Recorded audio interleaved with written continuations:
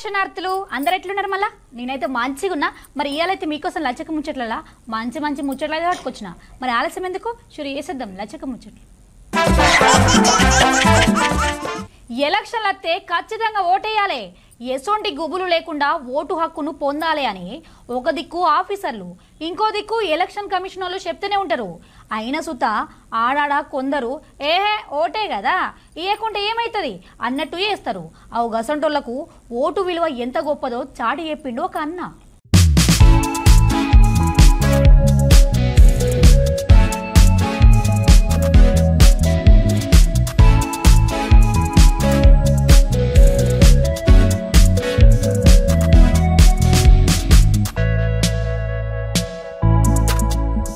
Election టైంలో కొందరు ఓటేయడానికి అశ్రద్ధ చేస్తారు ఓటేసే సవలతు ఉన్న సుత అసలు ముందటిగా ఓటేయడానికి ఓటు చాలా విలువైంది కరెక్ట్ నాయకుడిని ఎన్నుకోవడానికి ఓటు అనేది ఒక ఆయుధం లాంటిది ఇక గసంటు ఓటును చాలా మంది నిర్లక్ష్యం చేస్తారు ఇక దానివల్ల వాళ్ళ ఓటు సుత అక్కర రాకుండా అవుతుంది అయితే కొందరు మాత్రం ఓటేసుడు మా బాధ్యత అని చెప్పి లేవలేని పరిస్థితుల నుండి కూడా ఓటేస్తారు అగో అట్లా ఒక అన్న రెండు చేతులు లేకున్నా కూడా ఆయన బాధ్యతను మాత్రం మరవలే పోలింగ్ కేంద్రం దానికి పోయి ఖాళీతోనే ఓటేసిండు లోక్సభ ఎన్నికలు మూడో దశ 11 రాష్ట్రాలు అట్నే కేంద్రపాలిత ప్రాంతాలలో జరిగినాయి కదా గుజరాత్ రాష్ట్రంలో ఉన్న నాడియాడ్ల గిట్ట రెండు చేతులు లేకున్నా గీ అన్న ఓటేయడంతో వైరల్ అవుతుంది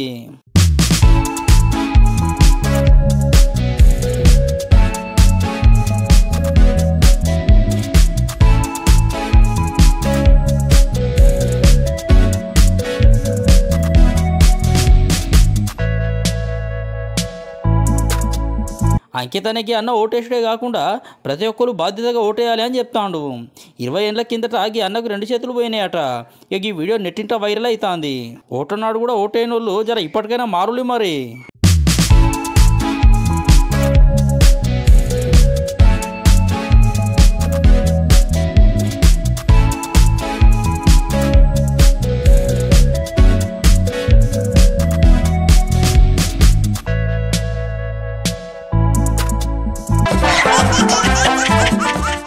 మొన్నటిదాకా ఎండలతోని మస్తు బేజారైంది కదా జనాలు ఇక ఇప్పుడు కొద్దిగా వాతావరణం చల్లబడ్డదులో ఎండలకు బయటికి సుతా అడుగు పెట్టిన జనాలకు ఈ వాతావరణం కొద్దిగా ఉపశమనం ఇచ్చింది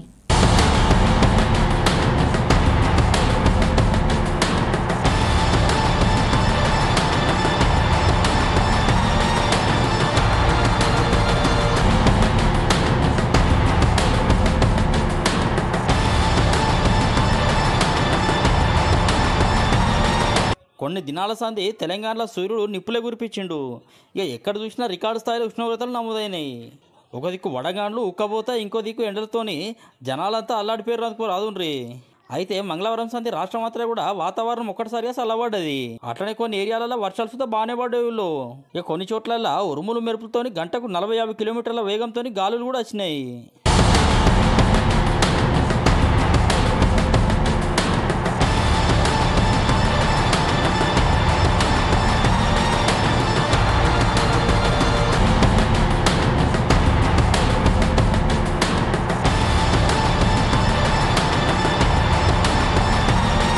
భూపాలపల్లి ములుగు కొత్తగూడెం ఖమ్మం ఆసిఫాబాద్ మంచిర్యాల కరీంనగర్ పెద్దపల్లి నల్గొండ సూర్యాపేట అనంకొండ జనగామ సిద్దిపేట భువనగిరి మహబూబాద్ వరంగల్ రంగారెడ్డి హైదరాబాద్ మేడ్చల్ మల్కాజ్గిరి జిల్లాలలో మస్తుగానం వానలు పడ్డాయి గందుకేగా జిల్లాలకు వాతావరణ శాఖ వాళ్ళు పసుపచ్చ అలర్ట్ చేసిర్రు ఇక ఇంకా 2-3 రోజులు సుతా ఇట్లనే ఉంటుందట వాతావరణం ఇక ఇది ఇట్లుంటే కొన్ని ప్రాంతాలలో ఎండలు సుతా కొట్టిన వాళ్ళు ఇంకో 3-4 రోజుల దాకా వాతావరణం చల్లగానే ఉంటుందని చెప్తాను వాతావరణ శాఖ ఆఫీసర్లు మహబూబ్ నగర్ జిల్లా ఒక్కటి తప్పితే కడమ జిల్లాలో అన్నిట్లలో కూడా 35 కంటే తక్కువనే ఉష్ణోగ్రతలు ఉంటాయట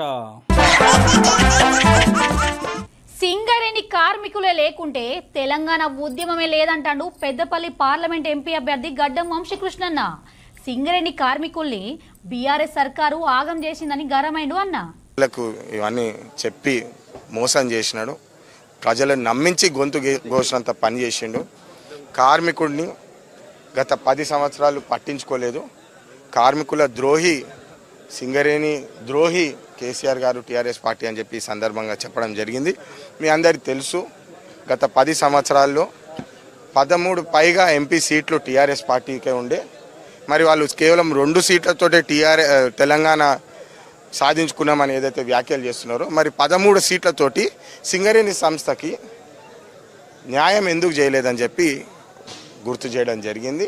మీ మీడియా ద్వారా కూడా టీఆర్ఎస్ పార్టీ నాయకులు ఎవరైతే ఓట్లు అడుగుతున్నారో, కేసీఆర్ గారు ఏదైతే ప్రచారం చేస్తున్నారో దీనికి జవాబు చెప్పడం చాలా అవసరం. ఎందుకంటే గత 10 సంవత్సరాలు వాళ్ళే అధికారంలో ఉన్నారు.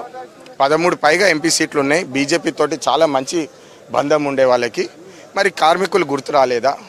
బీజేపీ పార్టీకి ఉన్న ఘనత ఉన్న పబ్లిక్ సెక్టర్ సంస్థలు, ప్రభుత్వ సంస్థలని అమ్ముకుంటా పోతుంది. మీరు అందరూ గత 10 సంవత్సరాల్లో చూస్తున్నారు. హిందుస్థాన్ జింక్ కార్పొరేషన్ కానివ్వండి, అల్యూమినియం కార్పొరేషన్ కానివ్వండి, ఇండియన్ పెట్రోలియం కూడా కానివ్వండి, ఇవన్నీ అదానీ అంబానీకి అమ్ముకున్నారు. మీ అందరికీ తెలుసు. ఒక ప్రైవేటైజేషన్ కాగానే అంటే అమ్మడం కాగానే ఫస్ట్ ఏం చేస్తారు వాళ్ళంటే కార్మికుల సంఖ్య మొత్తం తగ్గించేస్తారు. గతంలో కూడా కాంగ్రెస్ పార్టీనే నేషనలైజేషన్ చేసింది. కాంగ్రెస్ పార్టీనే ప్రభుత్వ సంస్థలని పెంచింది. కార్మికులను అండదండగా ఉండి అయ్యా, గత 40 సంవత్సరాల నుంచి మా కార్మికులు సొంత ఇంటికి అడుగుతున్నారు. మీరు దయచేసి ముఖ్యమంత్రితో మాట్లాడుతున్నారు, బొగ్గు శాఖ మంత్రితో మాట్లాడుతున్నారు, ఎవరితో మాట్లాడుతున్నారు మాకు తెలియదు. మా కార్మికులకి 200 గజాల భూమి ఇచ్చి బ్యాంకు నుంచి 15 లక్షల రూపాయలు వడ్డీ లేని రుణ విచ్చిలు కట్టేయాల్సిన బాధ్యత ఉంది. శ్రీరాంపూర్లో రానున్న 3 సంవత్సరాల్లో 3 బొగ్గులను మూతపడుతున్నాయి. ఇక్కడ దాదాపు 2000 మంది కార్మికులు సర్ప్లస్ అవుతారు, అంటే ఎక్స్ట్రా అవుతారు వారు. కాబట్టి పక్కనే ఉన్న శ్రావణపల్లి బావిని తవ్వించి ఈ 2000 మందిని ఆ బావిలో అడ్జస్ట్ చేసిన బాధ్యత కూడా ప్రేమ్ సాగర్ మామూలు అల్లతప్ప శాసనసభ్యుడైతే వెనకపోదును.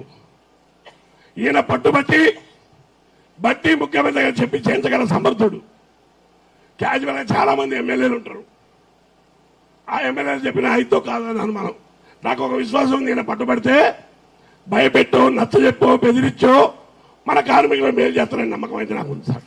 మెడలు వంచి తెలంగాణ తీసుకొచ్చినామని చెప్పి ప్రజలు ఈరోజు సింగరేణి సంస్థ 10 సంవత్సరాల నుంచి బీజేపీ ప్రభుత్వం ఢిల్లీలో మోడీ నాయకత్వం, ఇక్కడ కేసీఆర్ గారి ప్రభుత్వం 10 సంవత్సరాలు, వీళ్ళిద్దరు కలిసి ఏం చేసినట్టు 10 సంవత్సరాల నుంచి వెళ్ళి నువ్వు వచ్చినట్టు నేను కొట్టినట్టు చేస్తా అనుకుంటా వాళ్ళిద్దరు లోపల ఒకటైపోయి సింగరేణి అమ్మకానికి పెట్టిండ్రు.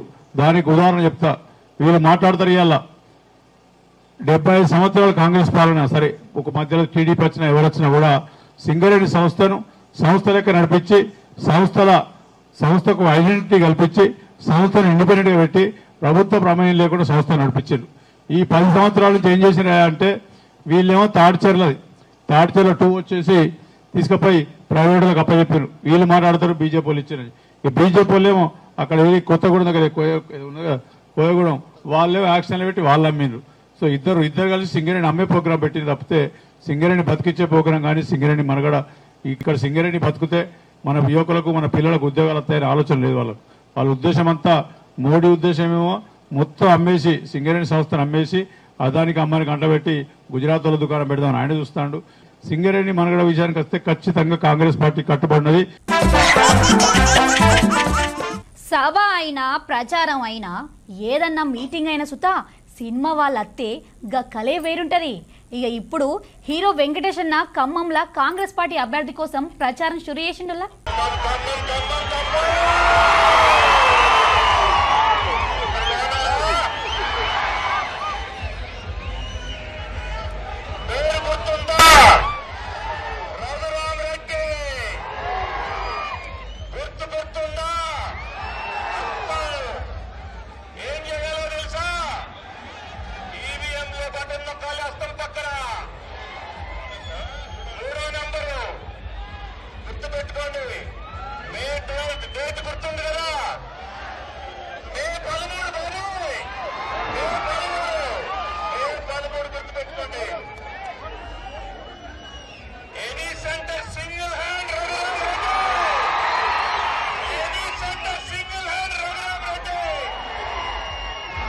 చాలా ఆనందంగా దగ్గర వచ్చినందుకు. బట్ ఖచ్చితంగా అందరూ ఓటు వేయాలి, అది మీ హక్కు, మీ బాధ్యత. మే 13th వెళ్ళి హస్తానికి ఓటు వేయండి, రఘురామ్ రెడ్డికి ఓటు వేయండి. అక్కడ భద్రాచలంలో శ్రీరాముడు, ఇక్కడ ఖమ్మంలో రఘురాముడు. థ్యాంక్ యూ వెరీ మచ్ అమ్మా. తమ్ముడు ఫ్యాన్స్ అందరూ చాలా థ్యాంక్ యూ తమ్ముడు.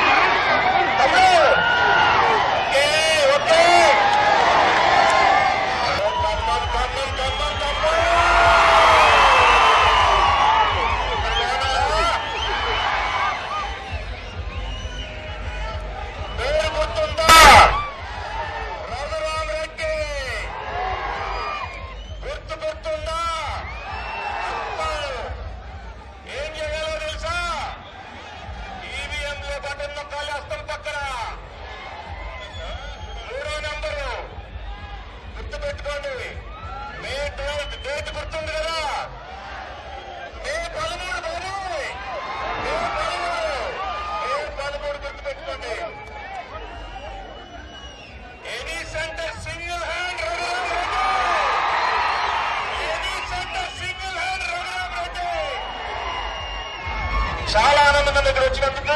బట్ ఖచ్చితంగా అందరూ ఓటు వేయాలి, అది మీ హక్కు, మీ బాధ్యత. మే 13th వెళ్ళి హస్తానికి ఓటు వేయండి, రఘురామరెడ్డికి ఓటు వేయండి. అక్కడ భద్రాచలంలో శ్రీరాముడు, ఇక్కడ ఖమ్మంలో రఘురాముడు. థ్యాంక్ యూ వెరీ మచ్ అమ్మా. తమ్ముడు ఫ్యాన్స్ అందరూ చాలా థ్యాంక్ యూ తమ్ముడు.